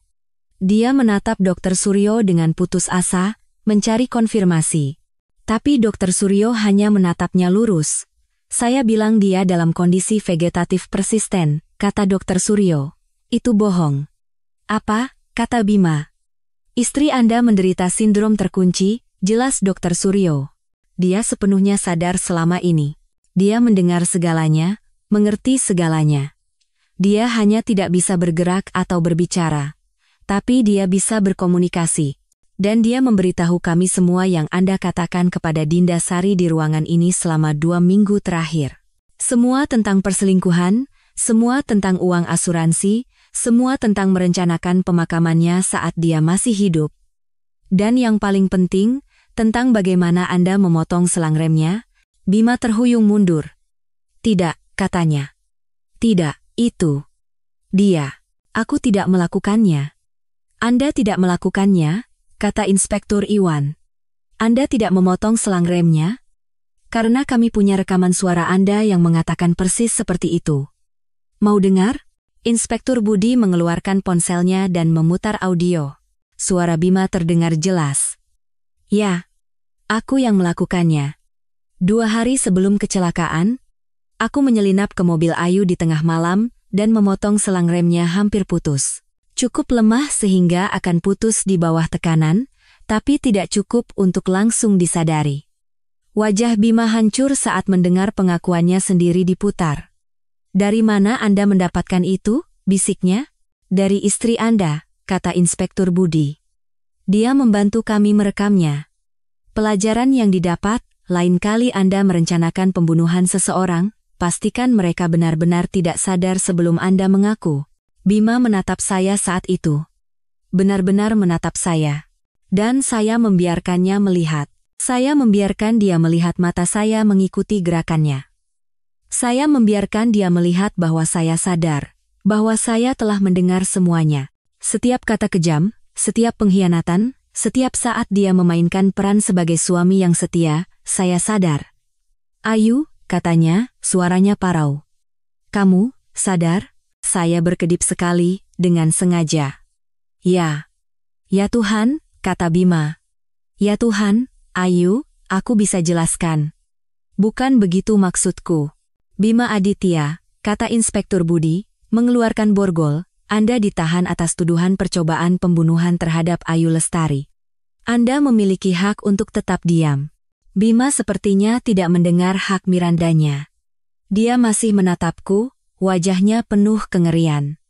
"Ayu, tolong," katanya saat Inspektur Iwan memutar lengannya ke belakang punggungnya. "Tolong, aku tidak ingin ini terjadi. Aku tidak ingin kamu menderita. Aku pikir akan cepat. Aku pikir kamu tidak akan merasakan apa-apa. Tolong, kamu harus mengerti." "Pak Bima, diam," kata Inspektur Budi tajam. "Apapun yang Anda katakan dapat dan akan digunakan untuk melawan Anda di pengadilan." Tapi Bima tidak bisa berhenti. "Aku mencintaimu," katanya, sekarang menangis. "Aku benar-benar mencintaimu, Ayu." Tapi keadaan berubah. Aku berubah, dan Dinda dan aku. Kami cocok. Dan aku tidak mampu bercerai. Bisnisku sedang menurun. Aku butuh uang asuransi itu. Aku butuh awal yang baru. Tolong, coba mengerti." Mereka menyeretnya keluar dari ruangan, masih mengoceh, masih mencoba membenarkan apa yang telah dia lakukan. Dan saya berbaring di tempat tidur saya, melihatnya pergi, merasakan kepuasan yang kejam yang belum pernah saya rasakan sebelumnya. Dia tertangkap. Dia akan masuk penjara. Dan saya selamat untuk melihatnya. Rina bergegas kembali begitu mereka membawa Bima pergi. Dia menangis dan tertawa pada saat yang sama, memeluk Suster Ratih dan Dokter Suryo. "Kakak berhasil," katanya, datang ke sisiku dan meraih tanganku. Kakak berhasil." Dia mengaku, mereka punya semua buktinya, dia akan dipenjara selamanya. Saya berkedip sekali. Ya, sudah berakhir. Mimpi buruk itu akhirnya berakhir. Beberapa hari berikutnya berlalu dengan cepat. Dinda Sari ditangkap karena keterlibatannya. Laporan forensik mengkonfirmasi bahwa selang rem telah dipotong dengan sengaja. Rekaman itu diterima sebagai bukti. Pengacara Bima mencoba untuk menolaknya, mencoba mengklaim jebakan atau paksaan, tapi sia-sia. Buktinya sangat kuat. Orang tua saya terbang pulang dari Alaska, mereka hancur oleh semuanya. Kecelakaan, pemulihan saya, pengkhianatan Bima. Tapi lebih dari segalanya, mereka bersyukur saya masih hidup, bahwa saya sadar, bahwa saya terjaga, bahwa saya selamat dari upaya pembunuhan Bima. "Kami akan memberimu perawatan terbaik," kata ayah saya, memegang tangan saya, matanya berkaca-kaca. "Terapis terbaik, dokter terbaik, apapun untuk membantumu pulih sebanyak mungkin," dan mereka melakukannya. Selama beberapa minggu berikutnya, saya dipindahkan ke rumah sakit rehabilitasi dan memulai fisioterapi intensif dengan spesialis sindrom terkunci. Perlahan, dengan menyakitkan, saya mulai mendapatkan kembali sedikit gerakan. Kejang di jari saya, gerakan kecil di jari kaki saya. Para dokter menyebutnya keajaiban. Mereka mengatakan sebagian besar pasien sindrom terkunci tidak pernah mendapatkan kembali fungsi motorik apapun, tapi saya bertekad, didorong oleh kemarahan dan keinginan untuk membalas dendam. Saya ingin berdiri di pengadilan Bima. Saya ingin menatap matanya dan memberitahunya dengan tepat apa yang telah dia lakukan pada saya. Saya ingin dia melihat bahwa dia tidak menghancurkan saya, bahwa meskipun dengan usaha terbaiknya, saya selamat. 6 bulan setelah kecelakaan, saya bisa menggerakkan tangan kanan saya cukup untuk menggunakan komputer khusus yang melacak gerakan jari saya. Alih-alih mengeja huruf demi huruf, saya bisa mengetik kalimat lengkap. Suara saya juga mulai kembali, meskipun lemah dan serak. Tapi itu adalah suara saya, kata-kata saya, dan saya akan menggunakannya untuk mengubur Bima. Sidang diadakan 8 bulan setelah kecelakaan. Bima mengaku tidak bersalah, yang menggelikan mengingat semua bukti yang memberatkannya, tapi pengacaranya tetap mencoba. Mereka mencoba berargumen bahwa rekaman itu diedit di luar konteks, bahwa Bima hanya melampiaskan kepada pacarnya di bawah tekanan ekstrem dan tidak benar-benar memotong selang rem. Tapi forensik jelas, selang rem itu dipotong dengan sengaja. Dan ada rekaman CCTV Bima mengunjungi tempat rongsokan 3 minggu sebelum kecelakaan, tempat rongsokan yang sama di mana dia mengaku telah berlatih di mobil bekas. Saya bersaksi melalui tautan video dari pusat rehabilitasi saya. Dengan bantuan Rina dan komputer suara saya menceritakan semuanya kepada juri. Setiap saat saya terbaring di sana, lumpuh tapi sadar. Setiap kata kejam yang saya dengar, setiap pengkhianatan, Setiap momen ketakutan bahwa Bima akan berhasil membunuh saya dengan menghentikan alat bantu hidup saya. Ketika saya selesai, ruang sidang hening. Beberapa juri menangis. Bima tidak bisa menatap saya, dia hanya menatap meja di depannya. Dinda, yang telah menerima kesepakatan pembelaan sebagai imbalan atas kesaksiannya, dan duduk di galeri, membenamkan wajahnya di tangannya dan terisak. Juri membutuhkan waktu kurang dari 3 jam untuk mengambil keputusan. Bersalah atas semua tuduhan. Percobaan pembunuhan, penipuan asuransi, konspirasi untuk melakukan pembunuhan. Hakim menjatuhkan hukuman seumur hidup, tanpa kemungkinan pembebasan bersyarat selama 25 tahun. Dinda dijatuhi hukuman 10 tahun penjara karena keterlibatannya. Saya berada di ruang sidang saat pembacaan vonis, di kursi roda, bersama keluarga saya. Ketika hakim membacakan hukuman, saya merasakan beban yang telah menekan dada saya selama berbulan-bulan terangkat. Keadilan. Akhirnya, keadilan. Saat para petugas memborgolnya dan membawanya pergi, Bima menatap saya. Dia membuka mulutnya seolah ingin mengatakan sesuatu, tapi apa yang bisa dia katakan? Adakah kata-kata yang bisa menebus apa yang telah dia lakukan? Saya menatap matanya, dan dengan susah payah, saya mengangkat tangan kanan saya dan memberinya jari tengah. Para petugas membawanya pergi. Saya tidak pernah melihatnya lagi. Sudah 2 tahun sejak saat itu. Saat ini, saya duduk di ruang tamu orang tua saya, mengetik cerita ini di komputer saya. Saya telah pulih jauh lebih banyak dari yang diperkirakan dokter. Saya bisa berjalan dengan tongkat, dan saya bisa berbicara. Meskipun masih sedikit serak, saya bisa menggunakan tangan saya dengan cukup baik untuk mengetik, makan sendiri, dan melakukan sebagian besar aktivitas sehari-hari. Saya mungkin tidak akan pernah 100% lagi, tapi saya hidup, saya bebas. Dan Bima membusuk di sel penjara, tempat yang seharusnya. Saya kembali mengajar musim gugur yang lalu. Paruh waktu pada awalnya, tapi sekarang saya sudah kembali penuh waktu. Murid-murid saya luar biasa saat saya kembali.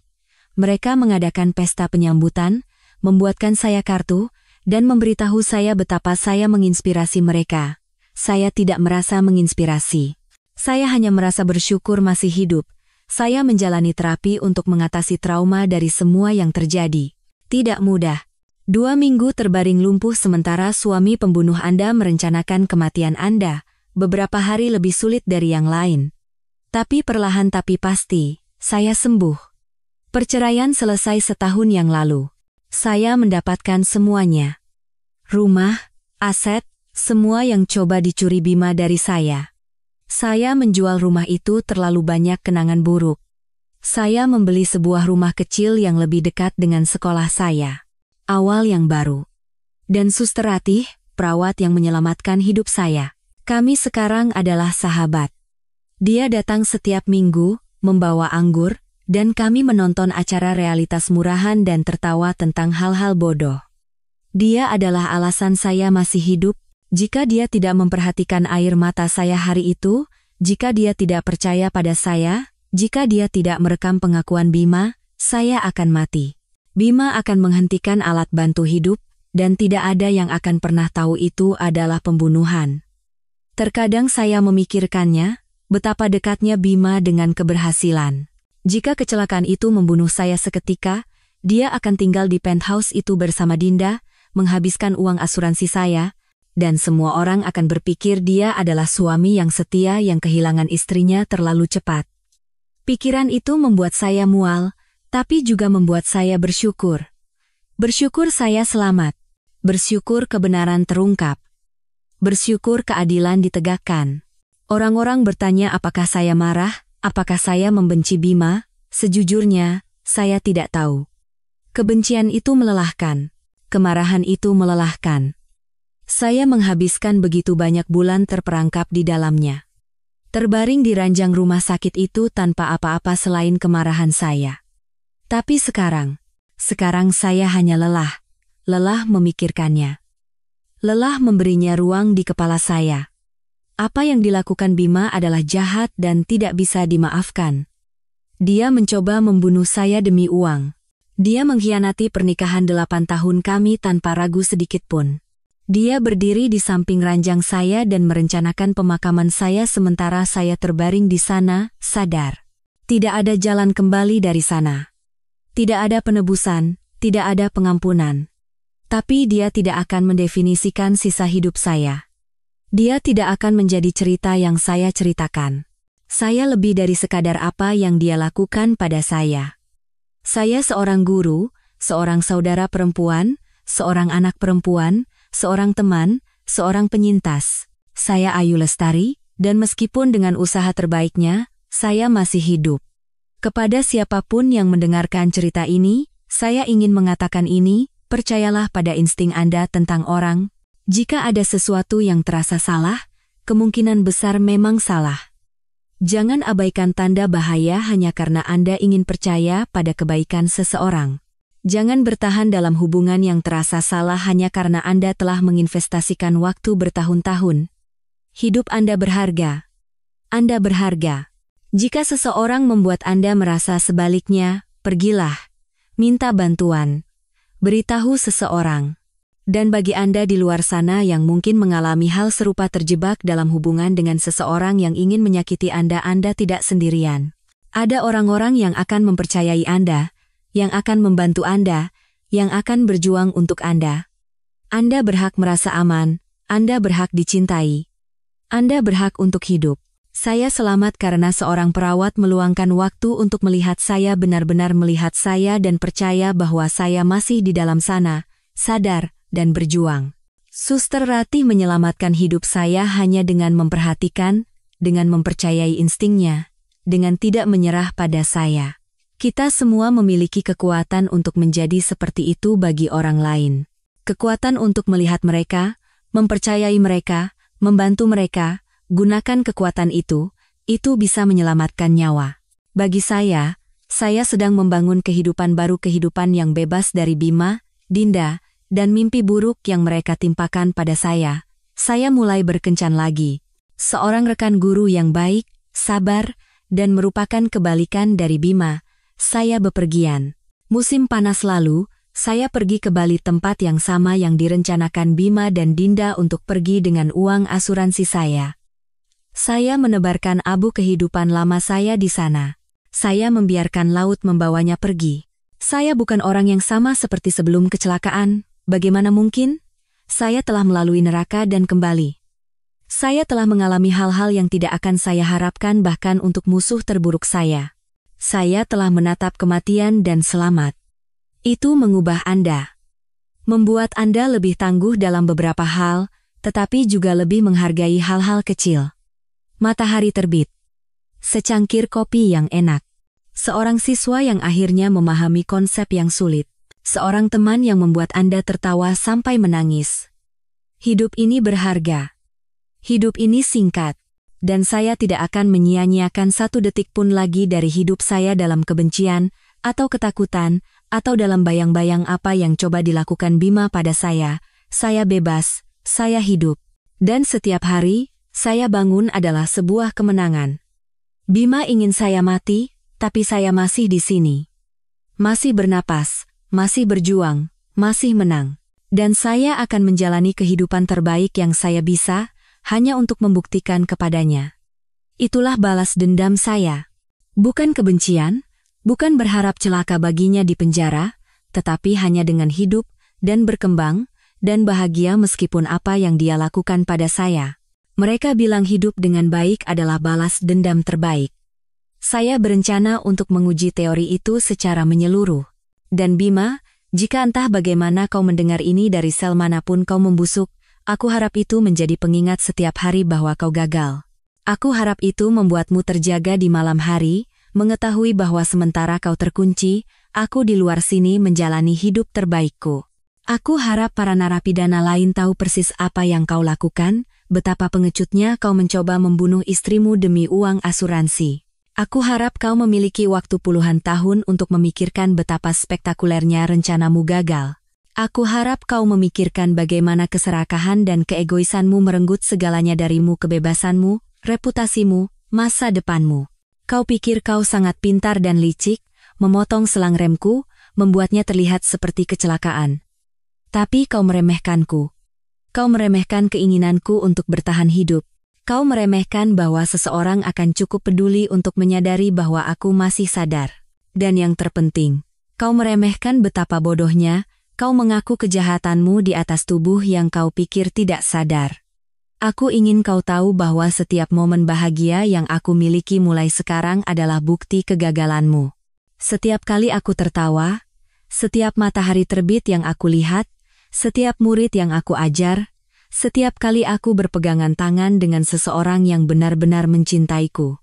Setiap napas yang aku ambil adalah bukti bahwa kau tidak menang, kau tidak menghancurkanku. Kau tidak menghancurkanku. Kau hanya membuatku lebih kuat. Dan jika kau bertanya-tanya, Dinda juga dipenjara. Terakhir ku dengar, dia menyadari betapa besar kesalahan yang telah dia buat, membuang hidupnya untuk seorang pria yang sudah menikah yang ternyata seorang pembunuh. Dia mencoba mengirimiku surat permintaan maaf sekali. Aku membacanya sampai baris pertama dan kemudian membakarnya. Aku tidak tertarik pada permintaan maafnya. Aku tidak tertarik pada penyesalannya. Dia membuat pilihannya, dan sekarang dia hidup dengan konsekuensinya. Bisnismu bangkrut, ngomong-ngomong. Begitu berita tentang apa yang kau lakukan tersebar, semua klienmu meninggalkanmu. Mitra-mitramu membeli sahammu dengan harga murah. Reputasimu hancur. Namamu menjadi identik dengan percobaan pembunuhan dan pengkhianatan. Segala sesuatu yang kau bangun, segala sesuatu yang kau ciptakan, hilang.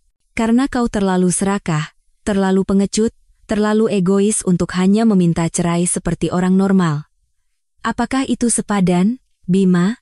Apakah Dinda sepadan? Apakah janji 25 miliar rupiah sepadan dengan sisa hidupmu di penjara? Apakah sepadan kehilangan segalanya? Apakah sepadan menjadi penjahat dalam kisah peringatan yang akan diceritakan selama bertahun-tahun? Aku harap tidak. Aku harap kau menyadari setiap hari betapa fatalnya kesalahan yang telah kau buat. Aku harap itu menggerogotimu. Aku harap kau bermimpi buruk tentang saat di kamar rumah sakit itu ketika kau menyadari bahwa aku sadar selama ini. Ketika matamu bertemu denganku dan kau akhirnya melihatku diriku yang sebenarnya, terjaga, sadar, dan menghakimimu saat kau mengerti bahwa aku telah mendengar setiap kata yang kau ucapkan, setiap rencana yang kau buat, setiap pembantaian kejam terhadap pernikahan kita. Terkadang, ketika aku sedang murung, aku memutar kembali momen itu, kengerian mutlak di wajahmu, pemahaman yang merayap saat kau memahami apa yang telah kau lakukan, apa yang telah kau akui, dan bagaimana pembunuhan sempurnamu telah gagal total. Itu memberiku kegembiraan, Bima. Kejatuhanmu memberiku kegembiraan sejati. Apakah itu membuatku menjadi orang jahat? Mungkin. Tapi mengingat apa yang kau lakukan padaku, kupikir aku berhak mendapatkan sedikit kesenangan dari penderitaanmu. Aku juga bersaksi di sidang vonis Dinda, kau tahu. Aku memastikan hakim mengerti persis apa yang telah dia lakukan, bagaimana dia berpartisipasi dalam merencanakan kematianku, bagaimana dia mencoba perhiasanku saat aku terbaring lumpuh, bagaimana dia tertawa tentang menghabiskan uang asuransiku. Hakim menyebutnya bangkrut secara moral dan terlibat dalam salah satu kejahatan paling dingin yang pernah dia lihat. Dia terisak sepanjang pembacaan vonis, memohon belas kasihan, mengatakan dia masih muda dan bodoh dan jatuh cinta dan tidak tahu apa yang dia lakukan. Hakim tidak peduli. Aku juga tidak. Dia tahu persis apa yang dia lakukan. Dia membuat pilihannya, dan sekarang dia membayarnya. 10 tahun tidak cukup menurutku. Tapi setidaknya dia di penjara. Setidaknya masa 20-an tahunnya dihabiskan di sel, bukan di penthouse yang sangat dia inginkan. Setidaknya dia belajar bahwa tindakan memiliki konsekuensi. Bahwa kau tidak bisa berpartisipasi dalam percobaan pembunuhan seseorang dan lolos begitu saja, keluargamu juga hancur. Ibumu tidak mengakuimu, menolak datang ke persidangan, dan memberitahu wartawan bahwa dia tidak mengenali monster yang telah kau menjadi. Orang tua Dinda menggadaikan rumah mereka untuk membayar pengacaranya dan sekarang bangkrut. 2 keluarga hancur oleh pilihan egois dan jahatmu. Tapi tahu keluarga siapa yang berkembang? Keluargaku. Orang tuaku, yang berada di sisiku setiap langkah pemulihanku. Adikku, Rina, yang tidak pernah meninggalkan sisiku. Teman-temanku, yang mengerumuniku dan mendukungku melewati masa tergelap dalam hidupku. Suster Ratih dan keluarganya, yang menyambutku ke dalam hidup mereka dengan tangan terbuka. Bahkan kakak Suster Ratih, yang sekarang aku kencani. Dia menunjukkan padaku seperti apa cinta sejati itu, seperti apa rasanya memiliki pasangan yang menghargai hidupmu. Kami mengadakan pesta makan malam bulan lalu. Semua orang yang kucintai, berkumpul di sekitar meja makan baruku di rumah baruku. Kami makan, dan tertawa, dan berbagi cerita, dan merayakan kehidupan, dan merayakan kelangsungan hidup, dan merayakan keadilan. Dan tidak sekalipun namamu disebut. Kau telah menjadi tidak relevan dalam ceritaku, Bima. Catatan kaki. Penjahat yang dikalahkan, tidak lebih. Kurasa itu yang paling menyakitkan, kan? Jika kau jujur padaku, jika kau datang padaku 2 tahun lalu dan berkata, Ayu, aku tidak bahagia lagi, aku ingin cerai, aku akan hancur, patah hati, mungkin marah. Tapi kita akan menyelesaikannya seperti orang dewasa. Kita akan membagi aset kita dan melanjutkan hidup masing-masing. Kau akan bebas sekarang. Kau masih bisa bersama Dinda, jika kau mau. Kau akan memiliki bisnismu, reputasimu, hidupmu. Tapi kau terlalu serakah, terlalu pengecut, terlalu egois. Kau menginginkan semuanya uang asuransi, rumah, bagianku dari bisnis, Dinda, dan kau bersedia membunuhku untuk mendapatkannya. Dan sekarang, kau tidak punya apa-apa. Benar-benar tidak ada. Hanya sebuah sel penjara dan puluhan tahun untuk memikirkan kesalahanmu. Ada semacam keadilan puitis di dalamnya. Bukan begitu? Aku banyak berpikir tentang mengapa kau melakukannya, mengapa kau memilih pembunuhan daripada perceraian. Dan aku sampai pada kesimpulan bahwa kau hanya orang yang rusak di dalam. Bahwa ada sesuatu yang secara fundamental salah dengan kompas moralmu, empatimu, kemanusiaan dasarmu. Orang normal tidak melihat pasangan 8 tahun mereka dan berpikir, aku harus membunuhnya demi uang asuransi. Orang normal tidak merusak mobil seseorang dan mengirim mereka ke kematian yang hampir pasti. Orang normal tidak berdiri di samping ranjang istri mereka yang sekarat dan mencium selingkuhan mereka dan merencanakan pemakaman. Kau tidak normal, Bima. Kau seorang sosiopat dan seorang narsisis, dan di kepalamu, kau seorang pembunuh rencanamu saja yang tidak berhasil. Dan aku sangat bersyukur aku menyadarinya sebelum kau mendapat kesempatan kedua. Karena kau akan mencoba lagi, kan? Jika aku selamat dari kecelakaan tapi tetap dalam kondisi vegetatif, kau akan mencabut alat bantu hidupnya. Kau akan membunuhku secara legal, dan tidak ada yang akan curiga. Kau memainkan peran suami yang setia dengan sangat baik. Tapi kau meremehkan sindrom terkunci, kau meremehkan kesadaranku. Kau meremehkan belas kasihan dan perhatian Suster Ratih. Kau meremehkan betapa kata-katamu sendiri akan memberatkanmu. Dan sekarang kau membayarnya. Bagus. Aku harap kau hidup lama, Bima. Aku harap kau memiliki umur yang panjang dan sehat di penjara itu. Bukan karena aku berharap baik untukmu, tapi karena aku ingin kau memiliki waktu sebanyak mungkin untuk menyesali apa yang telah kau lakukan, untuk memikirkan apa yang mungkin terjadi, untuk membayangkan kehidupan yang bisa kau miliki jika kau membuat pilihan yang berbeda. Setiap tahun, pada hari peringatan kecelakaan, aku merayakannya. Bukan kecelakaan itu sendiri, tapi kelangsungan hidupku. Kemenanganku atasmu. Aku memanjakan diriku sendiri, melakukan sesuatu yang selalu ingin kulakukan. Tahun lalu, aku terjun payung. Menghadapi ketakutanku akan ketinggian dan terbang di angkasa dengan senyum terbesar di wajahku. Tahun ini, aku merencanakan perjalanan ke Selandia Baru. Aku menjalani hidupku sepenuhnya. Dan setiap tahun, kau akan bangun di selmu, makan makanan penjara, mengikuti aturan penjara, dan menghadapi setidaknya 25 tahun lagi, mungkin lebih, dari hal yang sama. Karena ketika kau memenuhi syarat untuk pembebasan bersyarat, aku akan berada di sana. Di setiap sidang, aku akan bersaksi, dan aku akan mengingatkan Dewan persis apa yang telah kau lakukan, dan aku akan membuat mereka mengerti bahwa kau masih seorang pembunuh yang manipulatif, egois yang berbahaya dan tidak pantas mendapatkan kebebasan. Aku akan menjadi mimpi terburukmu, Bima. Hantu yang tidak bisa kau singkirkan. Korban yang selamat untuk memastikan kau tidak pernah menyakiti orang lain lagi. Kau ingin menghapusku dari hidupmu, bukan?